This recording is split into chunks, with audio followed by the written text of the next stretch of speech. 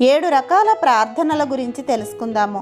మొదటిది వ్యక్తిగత ప్రార్థన. పరిశుద్ధ గ్రంథంలో హన్నా వ్యక్తిగతంగా ప్రార్థించి దేవుని నుంచి గొప్ప మేలు పొందుకుంది. దానియేలు తన పాపములను బట్టి వ్యక్తిగతంగా ప్రార్థించాడు. రెండవది కుటుంబ ప్రార్థన. యోబు కుటుంబ సమేతంగా ప్రార్థించాడు.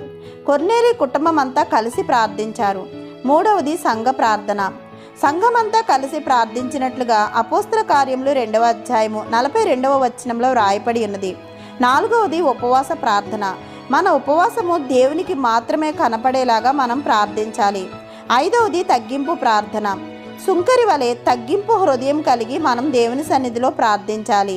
ఆరవది మోకాళ్ళ ప్రార్థన.